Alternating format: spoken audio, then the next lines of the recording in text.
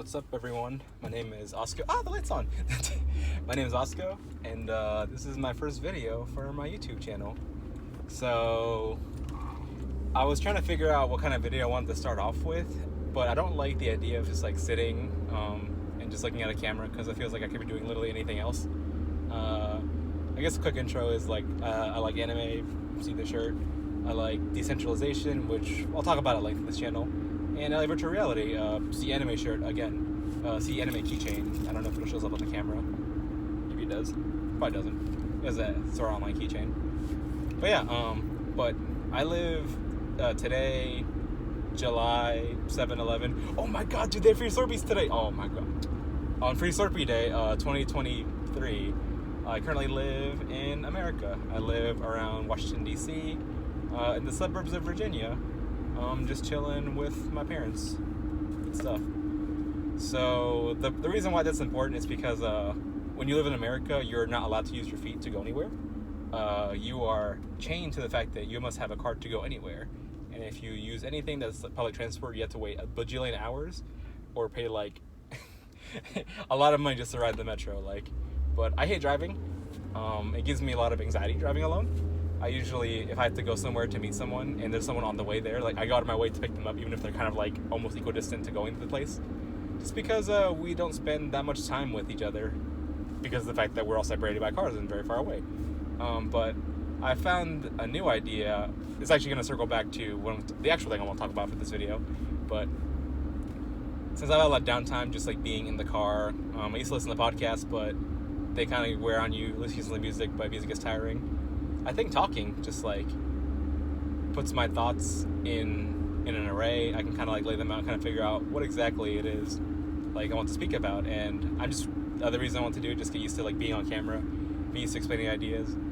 Very rambly, but yeah, welcome to the YouTube channel. Woohoo! So the video, or the topic I'll talk about today, is actually the YouTube video that really changed my life.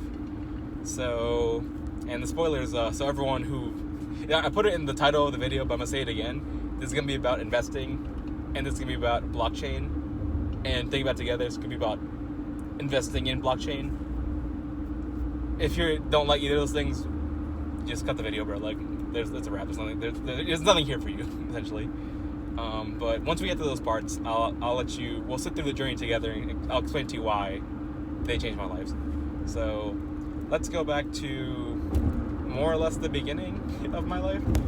So my parents are El Salvadoran. They grew up in this dirt poor developing country, which also happened to be engrossed in the Cold War. So everyone hears about, the Cold War in Russia, Vietnam, a lot of displacement, a lot of refugees, a lot of violence in general. A lot of that actually like propagated through Latin America as well. Obviously Cuba being the sole casualty of the Cold War, being isolated and forced to use the same it's like on the side, but like they have such little importation of like goods that like doctors there have to reuse like the same plastic glove for like ever, and if they lose it, like in 1 mile. Turn right. I'm not turning right. So anyway, obviously El Salvador and Latin America, the Cold War propagated to El Salvador where my parents lived, and at the time the American government decided that the best way, well, one of the mandates they did, the best way to stop this war would be to bring a handful of very smart, educated El Salvadorans to America, to an American university, teach them a trade, and have them come back to that country and then propagate that trade to others and have their own business. Obviously, that is a terrible idea, and that's probably said on paper. What actually happened in reality is like a lot of them moved to, they came to America for the university, and then they stayed illegally in the country because the quality of life here at the time was in 1/4 mile. Turn right. Quite nice, chief. So that's obviously what my parents did, and essentially what a lot of my family did as well. So they had a really tough time growing up, but they made it work. They had me, they had my siblings.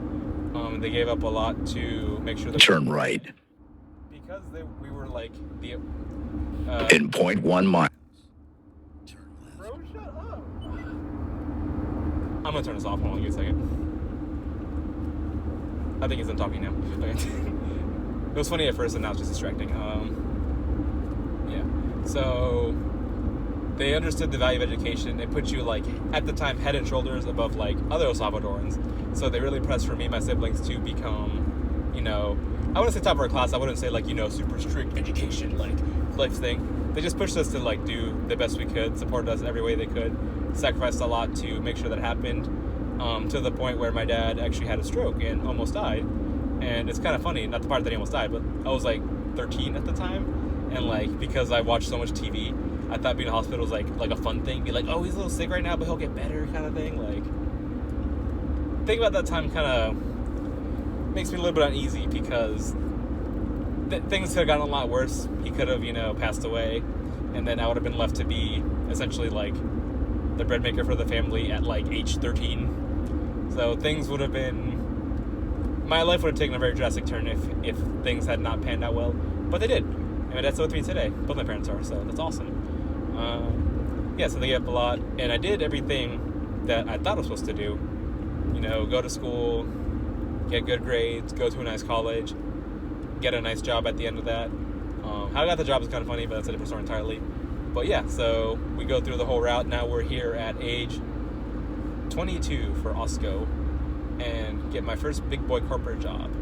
And as the first one with the college education to get a job, I'll tell you right now, like, in 2018, when I graduated, they gave me exactly $100K at the bat. At the time, my dad only made, like, $60K to cover the entire family of, like, the entire family of, like, 5 people. So, you know, me making that much is basically, like, a success story, like, let me switch over legs real quick.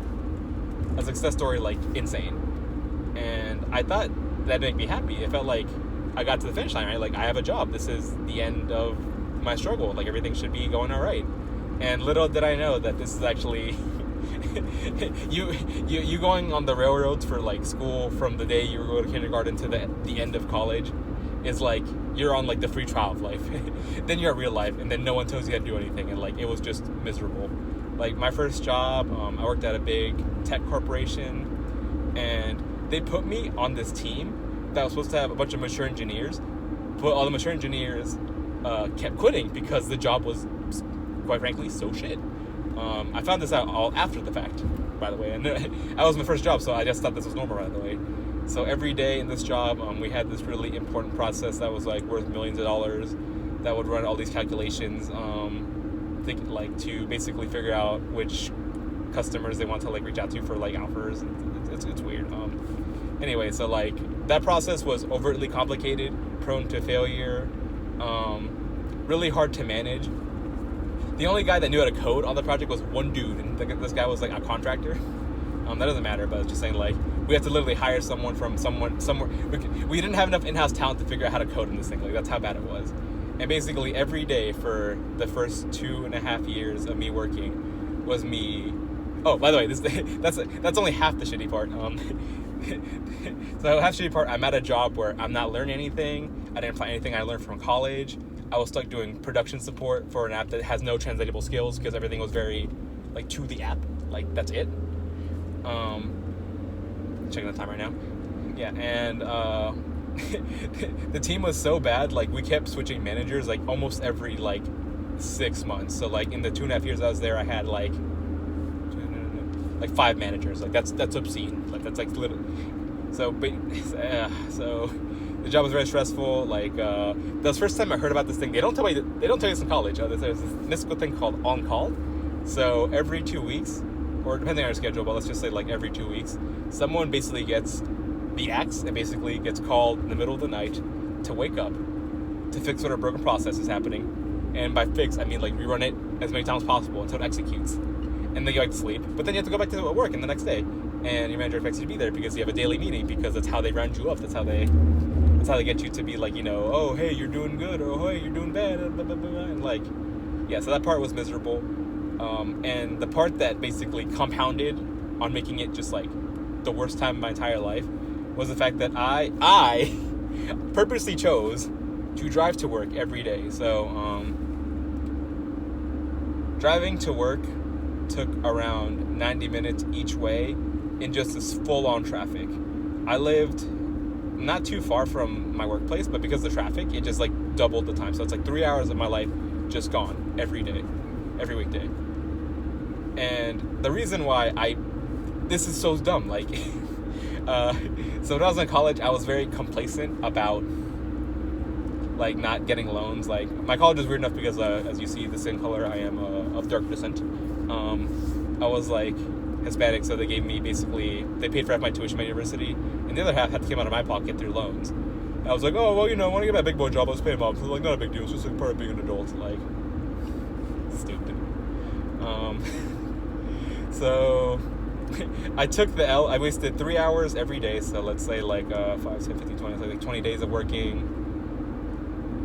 Let's just say thousands of hours per year stuck in my car doing absolutely nothing of value, just being angry all the time. That I have to go to the shitty job that I hate and then go back home. And then because of that, what I should have done was get a, like, apartment nearby and, like, actually be an adult in that sense, and save that time. But because I chose to drive to and from work every day too far away, I had, like, all the work friends that I had, I couldn't hang out with because, like, they lived nearby. I couldn't stay out nearby. I couldn't stay out late because I had to come back to work the next day, wake up super early to, like, drive there, like, and that was stupid.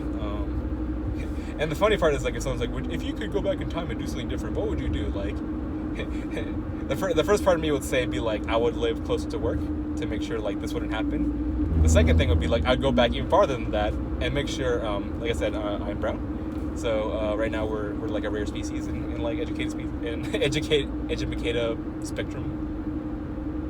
I'm minority.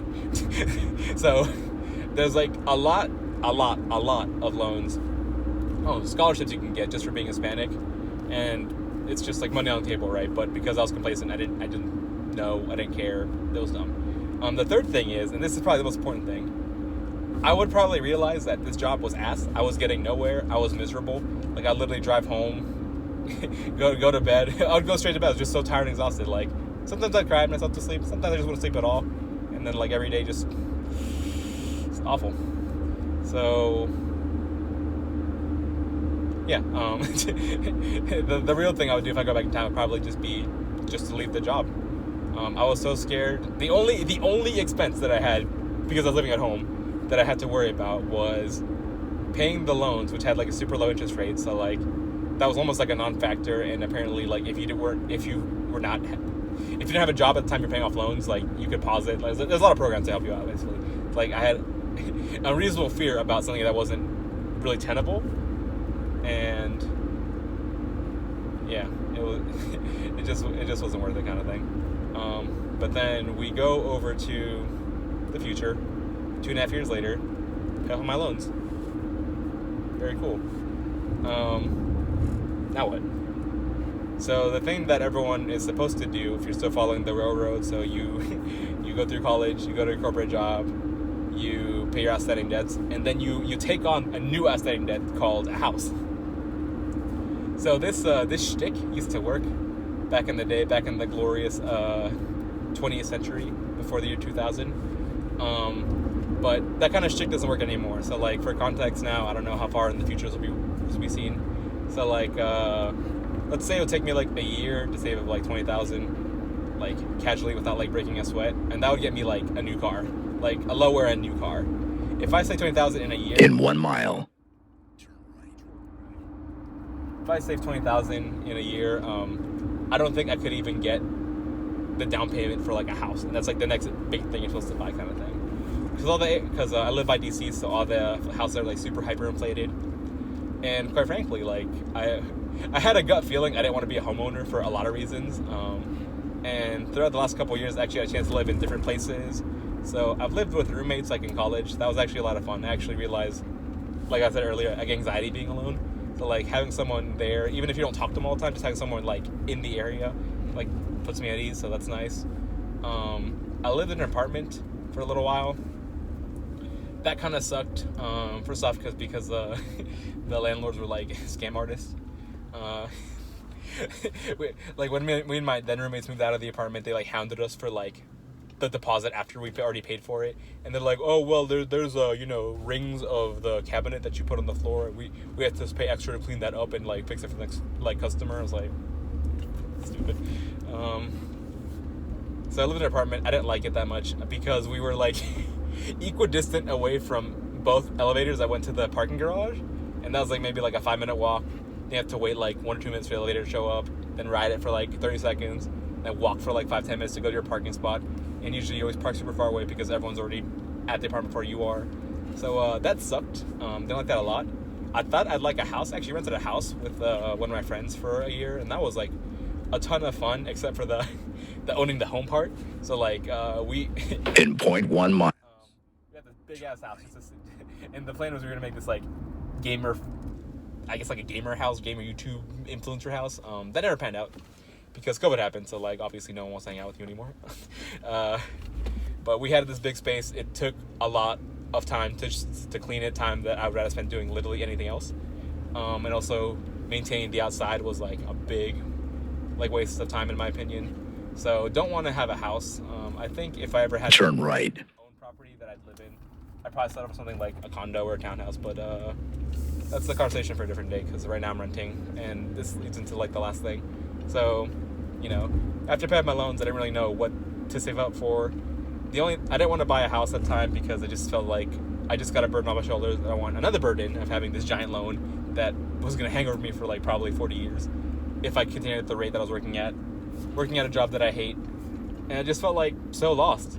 Like there was like one time I was walking through the parking lot of like my work complex, and I stopped and I took a look at my keys. I was like, why? Like why am I even here? Like what is the point of doing all this suffering, all this needless like toiling for something I just don't care for? Like for what? For this thing called money? Like and now we're gonna, oh, he's in money, oh, he's so woke up. Yeah, anyway.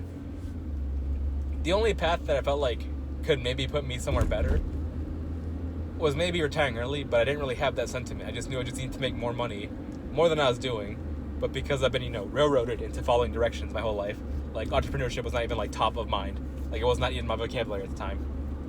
So, and then the one time I tried to invest, I invested in GameStop like years before like the Reddit fiasco. And it was really funny because here's the story arc of Osco investing in GameStop. I put $100 into GameStop when it was like $5, so 20 shares, right? Every day I'd watch the price go down. And the reason I bought this stock was because my theory was that GameStop was on its way out because digital games were going up, right? And so like you don't need GameStop to sell digital games. You just need like a Giant or like a 7-Eleven or like anybody that sells like digital cards, right? So I was like, okay, they're going to get acquired by Amazon, and then they're going to pay me out a certain amount. I don't know how much because I had no idea what I was doing. And then I would profit, and then I would somehow do that again with no knowledge of how to invest in stocks. So yeah, very, very solid plan. Very solid plan, Osco 2020. And what the fuck? What is this guy doing? Oopsie. Okay, cool. So we invest in the stock. We watch it every day. It goes all the way down to 350. So like, after investing $100, that's like maybe what, 10, $20 of loss. But like I was hurt. I was so shook because like I still think this today, like money can be, to a point, like can represent like the valuation of the time you spend to create value for someone else, right? So me spending all this time working at this job that I hate and then losing it just like drove me insane. $20, it's absurd, right? Like, dude, you can lose $20 on the road. Like, you don't care about it. But like, because I made the decision to invest in this thing and it went down, like it just killed me. I watched it every day. I waited for it to like almost break even. Like I was so stressed out. So bought it at 5, watched it go down to 350. It got back to 4. I sold immediately. Netted my negative $10 of loss, and then never invested again. And then I was just like, dude, this sucks. What the fuck do I do? Like, and around that time I was spiraling very bad, very depressed, didn't talk to anybody, just an overall terrible time. Weirdly enough, I still had friends. I don't know how. God bless you guys are amazing. I'll get a video for you next time. But a video came along from one of my friends. So this guy's like where I had like no goal after paying off loans, like no roadmap, like nothing, right? He was like X Games modes, like saving to retire like as early as possible. He didn't really have like a set path, but he was finding the path because he was actively just hunting on the best ways to like, not necessarily actually he's looking for the best ways to make money with the least amount of stress, in his opinion. So he also graduated from college as like a tech dude, so like software engineer, but he studied for a lot of different interviews, kept switching companies, and now he makes like a lot of money. Like, he's doing great. His job is, I guess, pretty intermediately stressful because like he actually has to do stuff. But like he has a lot of money coming in. He's very frugal too. Like, he was so frugal that he used to like only eat peanut butter and jelly during his internship, according to one of his friends. So like that's hilarious. Anyway, so this guy, like, we talked. He's also like, if he was like a super villain where his boon would be like being able to like accumulate large wealth, his weakness would be like he's just very susceptible to like drama. Like, he just loves talking about drama, finding it, like sometimes creating it. So that's kind of why we were friends, because we had like the same work friends, and then like he just likes talking about like the dramas. Like, usually see so and so, ask out so and so girl, no, so bad. Like, dude, that was bad. But sometimes he would share me like tidbits of like financial things, like I'd ask him about stuff. And then one day he shared me this video. It's called "How to Retire Early in Reality," and like I'll be with you. I did not watch the video first because like it did not even occur to me like what the video like. This is still kind of true. Like, anything anybody posts online, including me talking to you right now, like, it's for a reason, right? So sometimes it's for like out of the goodwill of your heart. The primary reason is like I kind of want to remember my own story as like I get older, kind of thing, and see how I progress. But most of the time, people will post things online to kind of like promote their brand, kind of get you on board with like their personality, and eventually like get you into buying whatever they're selling, kind of thing. And with that mentality, like, I didn't watch the video because I just thought this video was gonna be like another dude doing that. He was, by the way, but this is okay. You'll see why. Eventually, like, that same friend, PBJ guy, basically like hounds me into watching the video, so I watch it. And this video is so vivid in my mind. Like, I don't remember the title of the video, but I remember the thumbnail. It was like the guy, his name is Tizen. He's like the founder of like the channel cryptocurrency market, from like the crypto part, and he's like in a mall, and like for some reason like the video is like orange hued. He's looking up like this.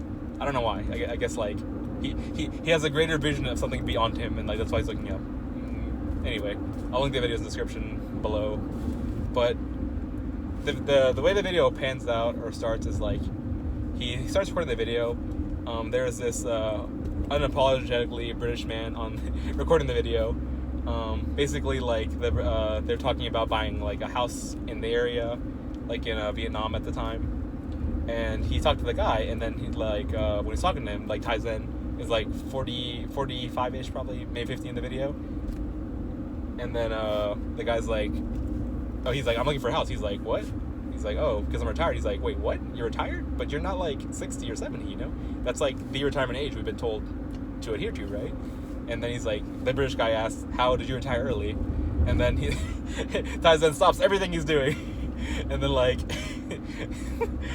he's like, put this on record on my phone. No one ever since I've retired early has asked me the question of how I retired early. So I'm going to record this one time so that I can show this to other people, so I can show it later. This is what you do, kind of thing. And then not only like I thought it was gonna start off being like, you know, maybe one of those like get rich quick kind of books, like here's I did so blah blah blah blah, and like then I'm rich. But this was like almost like a very concrete retelling of like Tizen's like life through all those trust relations, basically, where everything shit on him. Everything basically made him want to fail, but like he succeeded just through finding his own way in this world, which I thought was just like an insane like premise to me. Like someone watching this video, like he basically did everything right, but then just always just still feels like such garbage. Like, I don't know what I'm doing next.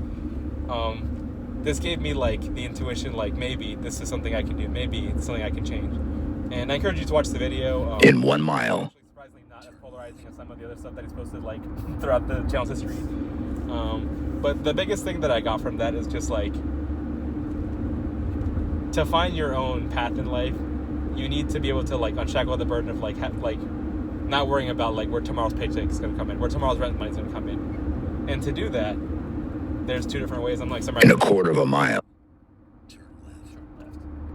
Paraphrasing the video, but it's either make a business and then sell it, or have enough residual revenue where you can live off of it, or invest in a business, and then was like, okay, cool. He talked a little bit about investing in stocks, a little bit about investing in crypto. I went through the rabbit hole of his videos. I actually started from video 1, which is just like, what is Bitcoin? And at the time I watched the video, the only thing I knew about Bitcoin is like one time I was scrolling on Reddit, and then there's a post be like, miners are turning electricity into gold. I'm just like, and it's like a picture of like a guy like like overheating in a room because he had like a bunch of like computers just like spinning on high, mining Bitcoin, which I don't know what it was at the time. I'm like, it's stupid. What are you wasting your time for, idiots? But when I watched that video, like, you know, what is Bitcoin? Like, suddenly, like, it all clicked for me. Because something I thought about when I was like 13 or 14, like, I almost forgot I even had this thought until I watched the video, was like, I thought that banks kind of whack. Because you can't really have a bank account or a credit card or all that stuff until like you're a certain age. You need to have like a bunch of requirements, like documents. If you do anything that like, you know, rubs the government or the bank wrong way, they can lock you out of your money, which is literally your livelihood, like your right to be alive and wherever you live. And you can't always like, and you have to pay a bunch of stupid fees just for the right to send like Turn left. Change digits in like a computer, which literally costs no energy, almost no energy, like basically free.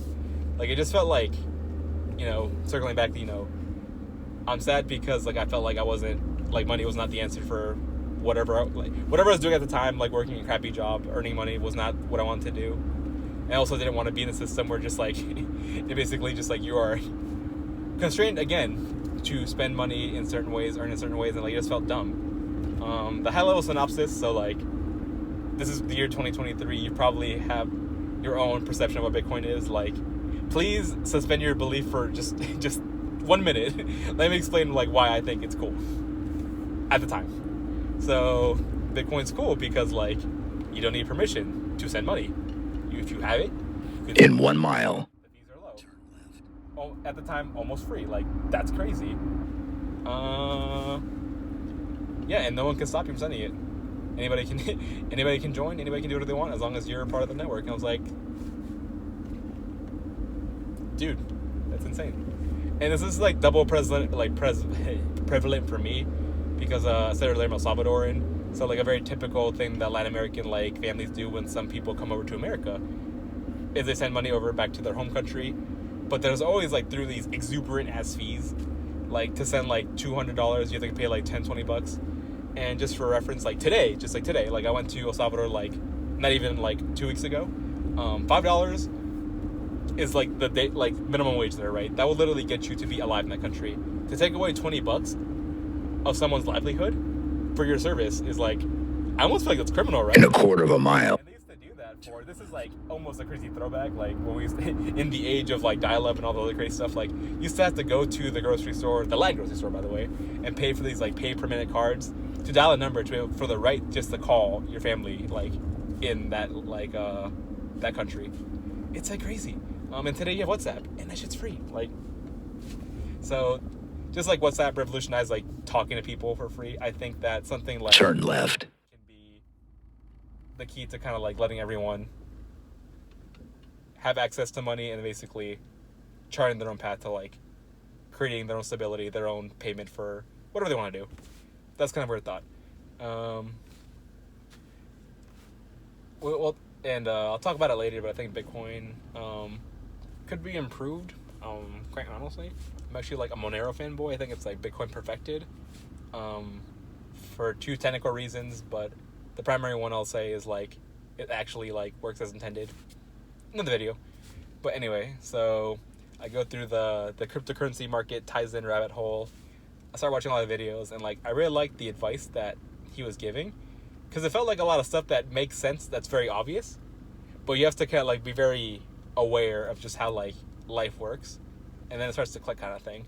But I wasn't taught to think for myself. I was on the railroad for school and jobs and stuff. So eventually we come to the most critical point of the video. In a quarter of a mile. That changed my life, in a sense. So at the end of every video, like I said earlier, like if you put something online, you probably want to like In 0.1 mile. or eventually. So at the end of the video, he's like, I'm selling this cryptocurrency blueprint investing program. It'll teach you how to make like 2x, 5x, 10x returns on whatever you do. I'm like, Turn right. if you think about like how stocks work, like just in general, like to get like a 10-20% gain is like insane, like in most circles, right? Now you're talking about like 2x, 3x, 10x gains. I'm just like, what do I have to lose at this point? The part that was the kicker for me was like In half a mile. bad at managing money at the time. Like every extra dollar I had, I used to pay for my loans. So by the time I watched the video, made the decision to buy this course, it was like $3,000 at the time. I had $4,000 in my bank account. I literally bet everything that this was going to be the thing that changed my life. And in case it wasn't, in case it actually was a scam, I had the credit card company ready to call it fraudulent, call it a fraudulent expense. But no, it was great. I like that like fear, that like uncertainty, that anxiety that I got from like investing in GameStop. I understood why I had that all, because I didn't know what the fuck I was doing, like, quite frankly. Now that I went through like the module, the cryptocurrency investing blueprint, like everything kind of clicks for me at this point. I will say though, and this is like forewarned in like the actual like the course, it's like the first time that you invest in crypto, you're going to be so egotistical about like when you want to make money, when things are actually up, that you will not cash out when you're supposed to. And that's exactly what happened. Like I'll talk about it more in a different video, like my exact journey through that. But I put in like X amount of money, it tripled. No, actually it 4x'd, right? And I was like, please, it'll 10x, right? And then you're not gonna believe this shit. The Ukrainian war happened, and then every stock across the world tumbled at the same time because apparently Ukraine is like a big importer of wheat or something. Anyway, everyone in times of war and uncertainty, people cash out their assets that are in fluctuation. So with everyone cashing out, the price of every stock Destination. and I did not cash out. So actually, I'll be ready for the next mission. Just wait me when you need when you need me. Thanks, Mr. Chief. Quarter of a mile. Turn right. Anyway, so my 1x turned to 4x. I didn't cash out. I went to 1.5x. But because that was going to happen, I wasn't like terribly as shook. And I had a strong feeling, like I have a strong conviction about this technology. I really do think it'll unlock a lot of doors for people. Just not the way that people are doing it right now. Monkey picture is not the way for financial freedom. But anyway, so it's 2023's Free Slurpee Day. That portfolio is now 2x, and we haven't even started like the actual like reaping the rewards kind of part. So we're in for a fun ride. So yeah, but that's the one thing. Like I learned how to invest my money to make it work for you, so you can spend less time grinding for it. But one thing that I kind of am starting to realize now is like I think I want to be an entrepreneur, because I don't like the way that companies are run nowadays. They're like run almost like in a like like okay, like just hear me out here. We have this thing called human resources, right? Human resources is not meant to help the humans help the humans, right? You're literally categorizing them as like numbers on a spreadsheet, and you're saying like how much efficiency are they making for our government, for our company? How much revenue are they generating? And if they're not making that, how can we get rid of them? Kind of thing. I don't want to work for a company like that anymore. I'm kind of on the way out of the one I'm on currently. But I want to make a company, and I want to make something that makes a difference in people's lives. And the problem is like another thing we'll talk about later. I get distracted very easily. I want to do a billion things. Right now I'm on this journey to find the one thing I want to focus on, and then just hammer down on that and see if people actually care enough to like, want to spend money on it. That's the idea right now. It's gonna be like a VR startup. I'll talk more about the current idea I'm working on. But yeah, so now life has been changed. I don't stress about money anymore. Very frugal now, frugaler than usual. This got me. Dude, I'm like touching this dude. Yikes. So yeah, investing my money, have a very sound strategy for when I want to invest and when I want to take profits. That's cool. Have a better idea of like the kind of company that I want to make, the culture I want to foster, and where I want to take it in the future. And with those two things, like at the bottom of like how I was at like the first 2 years of my job, like I feel like almost they're almost at the top of my game. Like I have just like such unbounded confidence about just like the possibility of my future that like feels good. Yeah. So thanks for listening to the super long video. I'm not gonna cut any of it. I might add like one thumbnail because that's funny. Here's the part where I shill. Yeah. So I just made a new website. It's called osco.blog. It was a very expensive URL. So to cover my very extraneous purchases, I made a coffee page. You can donate. I also made a BTC Pay store. So if you know what Bitcoin is, Monero is, you can send some moolah my way.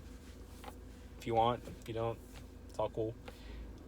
Still figuring out the rewards. I think the things that I want to, like, in the spirit of decentralization, like just a lot of stuff that I've collected like on the internet over the years. Mostly just like assets for stuff, like the virtual reality apps I want to make.